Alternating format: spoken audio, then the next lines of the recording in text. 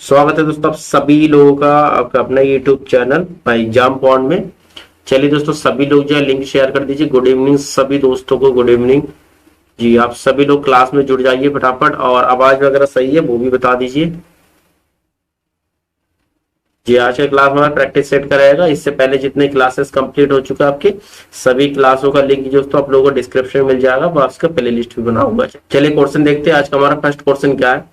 देखिए आप सभी लोग जो है आंसर जरूर कमेंट करते रहिएगा। देखिए आज का हमारा फर्स्ट क्वेश्चन क्या है। Question number 101। Question number 101।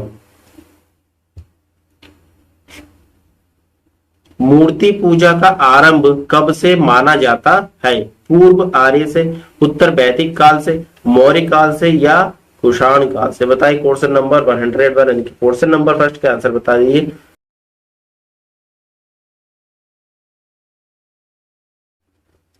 तो देखिए क्वेश्चन नंबर 101 का आपका आंसर क्या होगा। देखिए मूर्ति पूजा का आरंभ जो है माना जाता है पूर्व आर्य काल से। ठीक है, पूर्व आर्य काल से। ऑप्शन नंबर आपका फर्स्ट है, ये आपका करेक्ट आंसर है।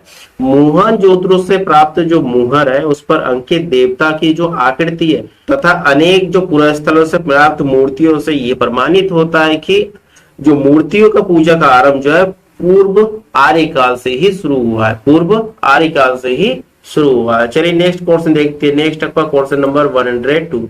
चलिए क्वेश्चन नंबर 102 इसका भी आंसर कमेंट कर दीजिए। क्वेश्चन नंबर 102 इसका आंसर क्या होगा। निम्न में से के शासक ने जो है द्वितीय बौद्ध सभा का आयोजन किया था। अजात शत्रु, कालाशोक, आनंद या अशोक। क्वेश्चन नंबर 102 बताइए क्वेश्चन नंबर 102 का आंसर क्या होगा। देखिए इसका मैंने लास्ट टाइम भी आपको ट्रिक बताया था। RVPK इधर हमने बताया था AKAK। ठीक है, पहला जो बौद्ध संगीति हुआ था, टोटल 4 संगीति हुआ था। पहला जो बौद्ध सभा हुआ था वो के राजगीर में हुआ था। कहां पर? राजगीर में हुआ था। ठीक है, सेकंड आपका वैशाली में हुआ था। कहां हुआ था? वैशाली में हुआ था। ठीक, थर्ड आपका कहां पर हुआ था? पीछे आपके पाटलिपुत्र में हुआ था। और लास्ट कैसे आपका हुआ? कुंडलवन। ठीक है, कुंडलवन यानी कि जम्मू कश्मीर। ठीक है, अब आगे इधर से बात करते हैं। इधर हमारा ए से आपका पहला जो अजात शत्रु ने करवाया था, पहला बौद्ध संगीति जो अजात शत्रु ने करवाए थे। सेकंड जो है कालाशोक के शासनकाल में हुआ था। किसके? कालाशोक के शासनकाल में हुआ था सेकंड। और थर्ड जो है पाटलिपुत्र में जो हुआ था वो अशोक के टाइम हुआ था। ठीक है, अशोक थर्ड वाला अशोक के। और फोर्थ आपके कुंडलवन की बात करते हैं तो ये जो आपके कनिष्क ने करवाए थे। ठीक है, कनिष्क के शासनकाल में। ठीक है, इस प्रकार से आप याद रख सकते हो। तो आपसे पूछा दूसरा वाला। ठीक है, द्वितीय बौद्ध सभा कहां पर हुआ था और किसके शासनकाल में हुआ था? द्वितीय बौद्ध संगीति वैशाली में हुआ था। और किसके शासनकाल में हुआ था? कालाशोक। ऑप्शन नंबर बी आपका करेक्ट आंसर है। क्लियर है सभी? ठीक, चारों संगीति आपको क्लियर हो गया। चलिए नेक्स्ट क्वेश्चन देखते हैं। आपका नेक्स्ट क्वेश्चन आपका 103 103 नंबर क्वेश्चन। देखिए 103 नंबर क्वेश्चन क्या है। मौखरी शासकों की राजधानी डैश थी। ठीक है, मौखरी शासक जो थानेश्वर, कन्नौज, फिरोजपुर या उपयुक्त में से कोई नहीं। ठीक है, तो आपका इसमें आंसर क्या होगा। क्वेश्चन नंबर 103 का आंसर क्या होगा। देखिए मौखरी वंश की स्थापना जो है उत्तर गुप्त काल के समाप्ति के बाद हुआ था। ठीक है, और जो है इन्होंने अपना राजधानी जो है कन्नौज को बनाया था। कहाँ का? कन्नौज को अपना राजधानी बनाया था। ठीक है, और इस वंश का जो प्रथम शासक कौन थे? प्रथम शासक की बात करते हो तो हरिवर्मा। ध्यान रखिएगा, हरिवर्मा। क्लियर है? चलिए नेक्स्ट क्वेश्चन देखते हैं। नेक्स्ट आपका क्वेश्चन 104 नंबर। क्वेश्चन नंबर 104 क्या है? 104 नंबर। फतेहपुर सीकरी का इबादत खाना क्या था? फतेहपुर सीकरी का इबादत खाना क्या था आपका क्वेश्चन है। बताइए क्वेश्चन नंबर 104 का आंसर क्या होगा। देखिए राज परिवार के इस्तेमाल के लिए मस्जिद बिल्कुल नहीं। अकबर का निजी प्रार्थना कक्ष बिल्कुल नहीं। नेक्स्ट आपका वही भवन जिसमें विभिन्न धर्मों के विद्वानों के साथ अकबर चर्चा करता था। बिल्कुल ठीक है, यह भवन जो है विभिन्न धर्मों के विद्वानों के साथ जो है अकबर जो है चर्चा करता था। ठीक है, फतेहपुर सीकरी का इबादत खाना। ठीक है, चलिए नेक्स्ट क्वेश्चन देखते हैं। क्लियर है? नेक्स्ट आपका क्वेश्चन होगा 105 नंबर 105।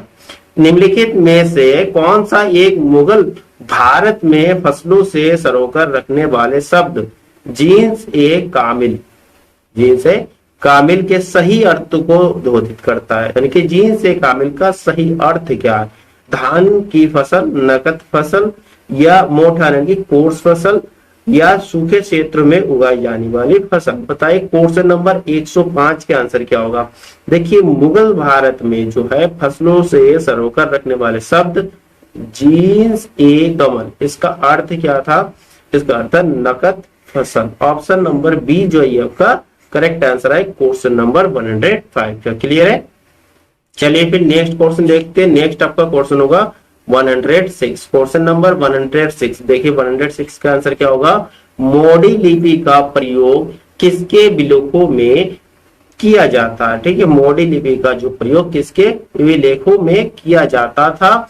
वोडेयारों के, जमोरिनों के, होयसलों के, या फिर मराठों के? बताए क्वेश्चन नंबर 106 का आंसर क्या होगा? देखिए मोडी लिपि जो है ये जो है स्टार्टिंग में आपके क्या है, ये एक मराठा भाषा लिखने के लिए प्रयोग किया जाता था, मराठा भाषा लिपि के लिए था। ठीक है, मराठा भाषा। और जो है वर्ष 1950 में जो है इसे बंद कर दिया गया था, और मराठा भाषा को जो है देवनागरी लिपि में ही लिखे जाने लगा। ठीक है, तो आपसे पूछा मोडी लिपि का प्रयोग किसके विलेखों में किया जाता था? तो आपका आंसर होगा मराठा भाषा यानी कि मराठों के लिए। ठीक है, क्वेश्चन नंबर 106 का आंसर हो गया ऑप्शन नंबर डी। क्लियर है? चलिए नेक्स्ट क्वेश्चन देखते हैं। नेक्स्ट आपका क्वेश्चन 107 नंबर। क्वेश्चन नंबर 107 क्या है? 1848 ईस्वी में निम्नलिखित में से किसने भारत में लोक निर्माण विभाग प्रारंभ किया? लोक निर्माण विभाग प्रारंभ किसने किया? Lord William Bentinck, Lord Dalhousie, Lord Wellesley, या फिर कॉर्नवालिस? बताइए क्वेश्चन नंबर 107 का आंसर क्या होगा?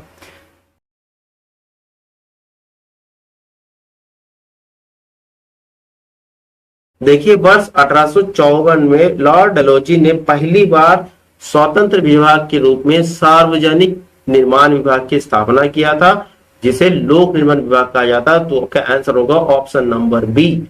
किसने शुरू किया था लोक निर्माण विभाग का प्रारंभ? डलहौजी ने। ठीक है, लॉर्ड डलहौजी ने किया था। ऑप्शन नंबर बी आपका करेक्ट आंसर है। चलिए नेक्स्ट क्वेश्चन देखते हैं, इंपॉर्टेंट क्वेश्चन था ये भी आपके।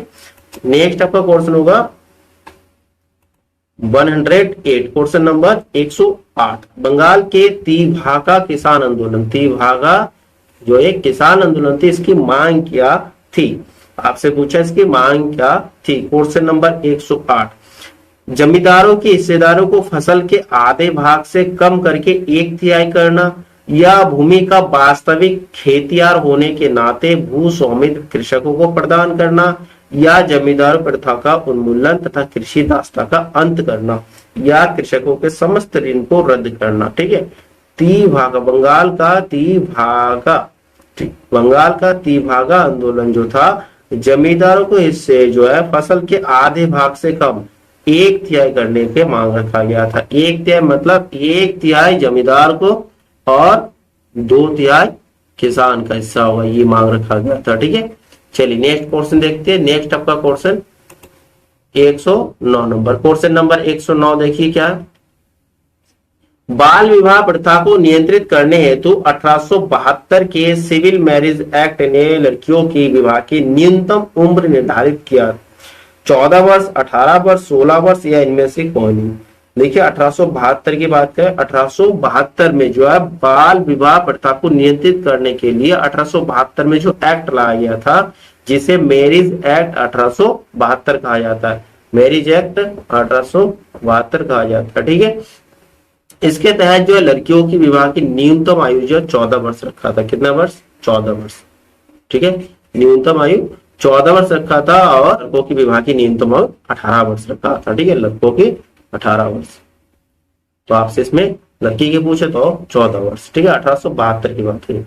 चलिए नेक्स्ट क्वेश्चन देखते हैं। नेक्स्ट आपका question number 110 number. Question number 110 क्या है? निम्नलिखित में से कौन M.N. राय की उत्प्रवासी साम्यवादी पत्रिका थी?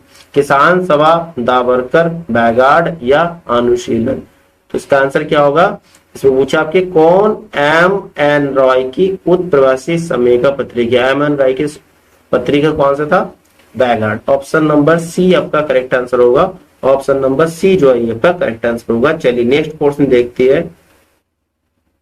नेक्स्ट आपका क्वेश्चन 111 नंबर, क्वेश्चन नंबर 111 क्या है, विश्व में सूती, ठीक है, सूती वस्त्रों का अग्रणी उत्पादक यानी सर्वाधिक उत्पादक कौन सा देश आपसे पूछा, सर्वाधिक उत्पादक कौन सा देश है, चीन, भारत, संयुक्त राज्य अमेरिका या फिर रूस। तो क्वेश्चन नंबर 111 का आपका आंसर क्या होगा, 111 का आंसर होगा ऑप्शन नंबर ए चीन। चीन जो है विश्व में सूती वस्त्रों के सर्वाधिक उत्पादक, लेकिन प्रथम नंबर में उत्पादक के रूप में है। और अगर सेकंड नंबर की बात करें तो आपका भारत का स्थान है, ठीक है, भारत का स्थान दूसरा है, जबकि प्रथम स्थान सूती वस्त्र के उत्पादन में चीन का। चलिए नेक्स्ट क्वेश्चन देखते हैं। नेक्स्ट आपका क्वेश्चन नंबर 112, भारतीय दर्रों की उपस्थिति के संबंध में एक विचार करना है। देखिए पहला आप क्या है, बुर्जिल दर्रा जम्मू कश्मीर, बिल्कुल करेक्ट है। दूसरा लीपू लेखा दर्रा उत्तराखंड, ये भी सही है। माना दर्रा हिमाचल प्रदेश, ये गलत है, ये कहां पर, उत्तराखंड, ये भी होगा उत्तराखंड, ठीक है, उत्तराखंड होगा, ठीक है। नेक्स्ट आपका तुजू दर्रा सिक्किम में, तुजू दर्रा सिक्किम में, तुजू दर्रा सिक्किम नहीं, तुजू दर्रा मणिपुर में है, कहा है दोस्तों, मणिपुर होगा, ठीक है। नेक्स्ट आपके जयलपला दर्रा, ये कहा है सिक्किम में, ये भी सही है, ठीक है। आपका यानी कि पहला सही है, दूसरा सही है और पांचवा सही है, 1, 2 और 5। देखिए 1, 2 और 5 ऑप्शन कौन सा, ऑप्शन जो है सी आपका ये करेक्ट आंसर है, ठीक है। बाकी आपके माना दर्रा ये उत्तराखंड होगा, तुजू दर्रा मणिपुर। चलिए नेक्स्ट क्वेश्चन देखते हैं। नेक्स्ट आपका क्वेश्चन 113 नंबर, क्वेश्चन नंबर 113 देखिए, निम्नलिखित में से कौन सी झील कश्मीर में नहीं है, कश्मीर में नहीं है आपसे पूछा, ठीक है। डल झील, लोनार झील, बुलार झील या गडसार झील। बताइए क्वेश्चन नंबर 113 का आंसर क्या होगा। देखिए डल झील, बुलार झील और गडसार, ये तीनों का तीनों जम्मू कश्मीर के है, जबकि आपके लोनार झील की बात करें, लोनार झील जो है महाराष्ट्र की है, ठीक है, ये महाराष्ट्र होगा, महाराष्ट्र, ठीक है। और जो लोनार झील का एक पोर्शन बनता है, खारे पानी की झील कौन सी है, लोनार झील जो है ये खारे पानी की झील है, ठीक है, क्लियर है। चलिए नेक्स्ट क्वेश्चन देखते हैं। नेक्स्ट आपका क्वेश्चन होगा 114 नंबर, क्वेश्चन नंबर 114 क्या, देखिए गंगा के निचले मैदानों की एक विशेषता है कि यहाँ वर्ष भर जलवायु उच्च तापमान के साथ आर्द्र बनी रहती है। इस क्षेत्र के लिए निम्नलिखित फसलों के में से कौन से युग में सबसे उपयुक्त है, मतलब सही कौन सा है, ठीक है। देखिए गंगा के निचले मैदानों की बात करें, मैदानों की विशेषता क्या वहां पर, क्योंकि अधिकतम क्या है, जलवायु उच्च तापमान रहता है तथा आर्द्र बनी रहती है, ठीक है। तो यहाँ पर कौन सी फसल के लिए सबसे अच्छा है, तो आपका होगा धान और जूट के लिए, ठीक। ऑप्शन नंबर सी आपका करेक्ट आंसर होगा, ठीक है, क्योंकि धान और जूट के लिए ये वातावरण उत्तम है, ठीक है। चलिए नेक्स्ट क्वेश्चन देखते हैं। नेक्स्ट आपका क्वेश्चन होगा 115 नंबर, क्वेश्चन नंबर 115 देखिए क्या है, निम्नलिखित में से कौन सही सुमेलित नहीं है। सही सुमेलित नहीं है आपसे कहा, चाय, मूंगफली, नारियल, गन्ना। तो चाय आपके आसाम के लिए ये सही है, बिल्कुल सही है। मूंगफली बिहार, बिल्कुल नहीं, मूंगफली बिहार नहीं हो, मूंगफली जो है बिहार में उत्पादन नहीं होता है, मूंगफली का उत्पादन आपके गुजरात है, गुजरात, फिर आपके हो जाएंगे महाराष्ट्र, और कहा हो सकता, कर्नाटक है ना, कर्नाटक, एमपी, मध्य प्रदेश, राजस्थान, ये सारे स्थानों में जो आपके मूंगफली का उत्पादन होता है, जबकि यहाँ बिहार देखे रखा, आपको सही सुमेलित नहीं है, वही आंसर चूज करना था। इनका ऑप्शन बी आपका करेक्ट होगा, नारियल केरल के लिए, गन्ना उत्तर प्रदेश, ठीक है, क्लियर है। चलिए नेक्स्ट क्वेश्चन देखते हैं। नेक्स्ट आपका क्वेश्चन नंबर 116, देखिए क्वेश्चन नंबर 116 आपकी क्या है, वार्षिक आर्थिक समीक्षा को तैयार करने के लिए निम्नलिखित में से कौन उत्तरदायी है। योजना मंत्रालय, वित्त मंत्रालय, भारतीय रिजर्व बैंक, केंद्रीय सांख्यिकीय संगठन। बताइए क्वेश्चन नंबर 116 का आंसर क्या होगा। देखिए इसमें आपका आंसर होगा वित्त मंत्रालय, क्या होगा, वित्त मंत्रालय, ठीक है। वार्षिक आर्थिक समीक्षा को तैयार करने के लिए वित्त मंत्रालय उत्तरदायी होते हैं, क्योंकि आर्थिक समीक्षा बजट से पहले वित्त मंत्रालय द्वारा पेश की जाने वाली आधिकारिक रिपोर्ट होता है, ठीक है, जो देश की आर्थिक स्थिति का दशा और दिशा को इंगित करता है, ठीक है। और ये रिपोर्ट जो है बजट सत्र के दौरान संसद के दोनों सदनों में प्रस्तुत की जाती है, दोनों सदनों में प्रस्तुत किया जाता है आर्थिक समीक्षा रिपोर्ट, क्लियर है। चलिए नेक्स्ट क्वेश्चन देखते हैं। आपका नेक्स्ट आपका क्वेश्चन होगा 117 नंबर, क्वेश्चन नंबर 117 देखिए आपके स्क्रीन के सामने, राष्ट्रीय आय बाजार मूल्य पर निवल राष्ट्रीय उत्पाद है, उत्पादन लागत पर निवल राष्ट्रीय उत्पाद है, या बाजार मूल्य पर निवल देशीय उत्पाद है, या उत्पादन लागत पर निवल देशीय उत्पाद है। बताइए क्वेश्चन नंबर 117 का आंसर क्या होगा। देखिए 117 का आंसर होगा बाजार मूल्य पर निवल देशीय उत्पाद। ठीक है, देखिए राष्ट्रीय आय यानी कि सकल आय की बात करती है तो किसी भी देश की एक वित्तीय वर्ष में देश की भौगोलिक सीमा के भीतर उत्पादित समस्त अंतिम वस्तुएं और सेवाओं का कुल जो मौद्रिक योग होता है उसी को सकल घरेलू उत्पाद कहा जाता है और इसी से डिपेंड होता है राष्ट्रीय आय। ठीक है, तो आपके इसमें आंसर हो गया बाजार मूल्य पर निवल देशीय उत्पाद राष्ट्रीय आय। चलिए नेक्स्ट क्वेश्चन देखते हैं। नेक्स्ट आपका क्वेश्चन 118 नंबर क्वेश्चन। देखिए 118 नंबर क्वेश्चन है, किस एक पंचवर्षीय योजना की उच्च प्राथमिकता मुद्रास्फीति को नियंत्रित करने और स्थिरता लाने के लिए थी। ठीक है, इसमें से कौन सा पंचवर्षीय योजना जो है मुद्रास्फीति को नियंत्रित करने के या स्थिरता लाने के लिए था। चौथी, पांचवी, छठी या सातवीं। देखिए ठीक है, चौथी जो 69 से 74 तक और पांचवी 74 से 79 तक, छठी आपकी 80 से 85, सातवीं 85 से 90। तो इसमें आपका आंसर क्या होगा, आंसर होगा सातवीं पंचवर्षीय योजना। ठीक है, ऑप्शन नंबर डी जो ये आपका करेक्ट आंसर होगा। सातवीं पंचवर्षीय योजना का उच्च प्राथमिकता यह था कि मुद्रास्फीति को नियंत्रित करना और उसमें स्थिरता लाना। ठीक है, क्योंकि सातवीं पंचवर्षीय योजना में प्रौद्योगिकी के विकास के माध्यम से जो उद्योगों को दक्षता में सुधार लाना का काम था और सातवीं पंचवर्षीय का मुख्य उद्देश्य यह था आर्थिक उत्पादन को बढ़ावा देना, रोजगार लाना और खाद्यान्न के उत्पादन में वृद्धि करना था। ठीक है, कौन सा था ये, सातवीं पंचवर्षीय योजना में। ठीक है, क्वेश्चन नंबर 118 का आंसर हो गया ऑप्शन नंबर डी। क्लियर है। चलिए नेक्स्ट क्वेश्चन देखते हैं। नेक्स्ट आपका क्वेश्चन 119 नंबर। क्वेश्चन नंबर 119 क्या है, 19वीं शताब्दी के मध्य में औद्योगिक क्रांति के दौरान मैनचेस्टर में श्रमिकों की औसत जीवन अवधि कितनी थी। 19वीं शताब्दी की बात कर रहे हैं, मध्य औद्योगिक क्रांति के दौरान मैनचेस्टर में श्रमिकों की औसत जीवन अवधि कितना था। 17 वर्ष, 30 वर्ष, 55 वर्ष या 62। तो इसमें आपका आंसर क्या होगा, आपका आंसर होगा ऑप्शन नंबर ए 17 वर्ष। बहुत कम। ठीक है, 17 वर्ष, क्योंकि श्रमिकों को जो है संक्रमण हो जाते थे, ज्यादातर स्मॉल पॉक्स, लाल बुखार अन्य संक्रमण से इनकी मृत्यु हो जाती थी। तो औद्योगिक जो क्रांति के दौरान जो मैनचेस्टर के श्रमिकों की जीवन आयु जो औसत जीवन अवधि जो है केवल 17 वर्ष था। चलिए नेक्स्ट क्वेश्चन देखते हैं। नेक्स्ट क्वेश्चन आपका 120 नंबर। क्वेश्चन नंबर 120 आपका क्या है, निम्न में से कौन सी फसलों के न्यूनतम समर्थन मूल्य, ठीक है, न्यूनतम समर्थन मूल्य यानी कि एमएसपी की बात कर रहे हैं। एमएसपी निर्धारण संबंधी संस्तुति करता है भारतीय कृषि अनुसंधान परिषद, नाबार्ड, कृषि लागत एवं कीमत आयोग या भारतीय कृषि अनुसंधान संस्थान। ठीक है, एमएसपी जो है इसका निर्धारण कौन करती है। तो आपका आंसर क्या होगा, 120 नंबर क्वेश्चन आंसर होगा ऑप्शन नंबर सी, कृषि लागत एवं कीमत आयोग। ठीक है, ऑप्शन नंबर सी आपका करेक्ट आंसर होगा। एमएसपी का निर्धारण जो है कृषि लागत एवं कीमत आयोग करता है। ठीक है, चलिए नेक्स्ट क्वेश्चन देखते हैं। नेक्स्ट आपका क्वेश्चन होगा 121 नंबर। देखिए 121 नंबर क्वेश्चन ये भी सिंपल है। संविधान का प्रारूप पूरा हुआ था, संविधान पूरा कंप्लीट कब हुआ था। 26 जनवरी 1950 को, 26 दिसंबर 1949 को, 26 नवंबर 1949 को या 30 नवंबर 1949 को। देखिए संविधान के प्रारूप पूरा हुआ था, आपसे पूछा प्रारूप पूरा हुआ था कब, तो प्रारूप पूरा हो गया था 26 नवंबर 1950 को। ठीक है, और लागू कब किया था, 26 जनवरी 1950 को। ठीक है, तो इसमें आपके प्रारूप पूरा होने की बात की तो आपका आंसर होगा ऑप्शन नंबर सी, 26 नवंबर 1949 में। ठीक है, प्रारूप समिति के अध्यक्ष कौन थे, डॉक्टर BR अम्बेडकर जी। चलिए नेक्स्ट क्वेश्चन देखते हैं। नेक्स्ट आपका क्वेश्चन 122 नंबर। 122 नंबर क्या है, दोहरी नागरिकता निम्नलिखित में से किसकी विशेषता है, एकात्मक सरकार, संघीय सरकार, संसदीय सरकार या राष्ट्रपति शासित सरकार। दोहरी नागरिकता, देखिए दोहरी नागरिकता अपने यहाँ नहीं है, दोहरी नागरिकता आपके अमेरिका संघीय सरकार में है। ठीक है, ऑप्शन नंबर बी जो ये आपका करेक्ट आंसर है। अपने यहाँ क्या है, अपने यहाँ एकल नागरिकता। ठीक है, एकल नागरिकता,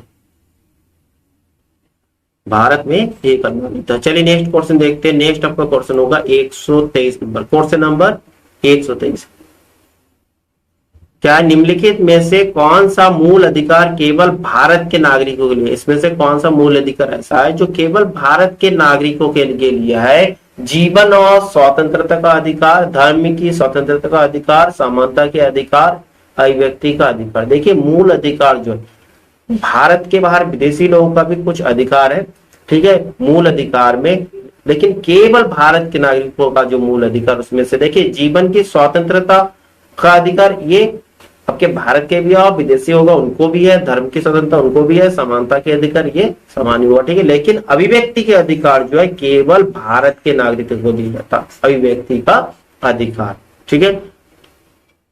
चलिए नेक्स्ट क्वेश्चन देखते हैं। नेक्स्ट आपका क्वेश्चन नंबर 124। देखिए 124 नंबर क्या है, भारतीय संविधान में राजनीति के निर्देशक सिद्धांत किस देश के संविधान से लिया गया। पिछले क्लास में भी था ये क्वेश्चन, राजनीति निर्देशक का सिद्धांत किस देश से लिया गया, तो आपका आंसर होगा आयरलैंड। क्या होगा, आयरलैंड होगा। ऑप्शन नंबर बी जो है आपका करेक्ट आंसर होगा क्वेश्चन नंबर 124 का।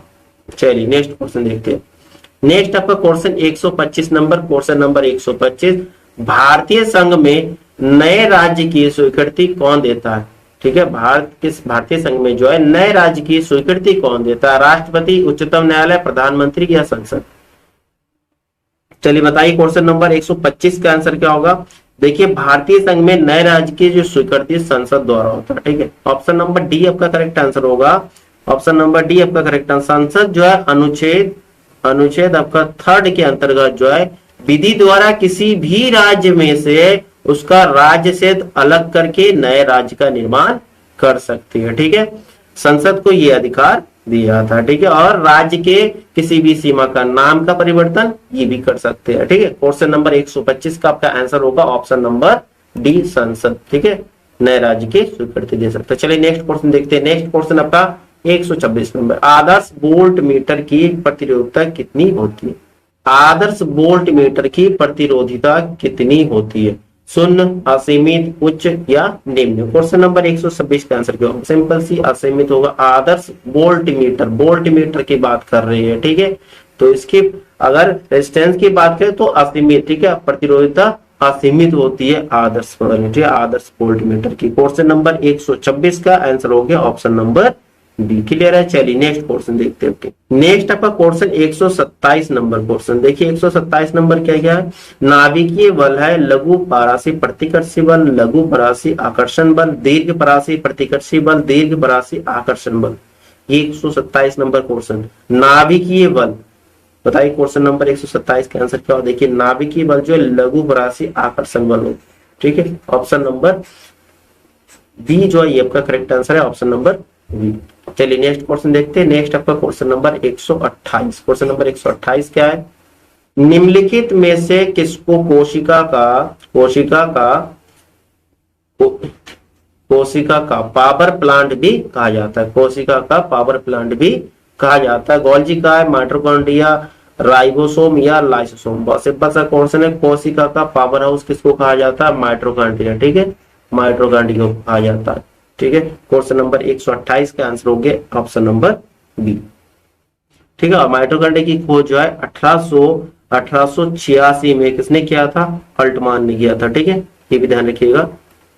चलिए नेक्स्ट क्वेश्चन देखते हैं। नेक्स्ट आपका क्वेश्चन होगा 129 नंबर। क्वेश्चन नंबर 129 देखिए, यूकैरियोटिक कोशिकाओं में प्लाज्मा झिल्ली किस से बनी होता है। प्लाज्मा झिल्ली जो है वो किससे बनी होती है, फास्फोलिपिड से, लिपोप्रोटीन से, फास्फोलिपोप्रोटीन से या फास्फोप्रोटीन से।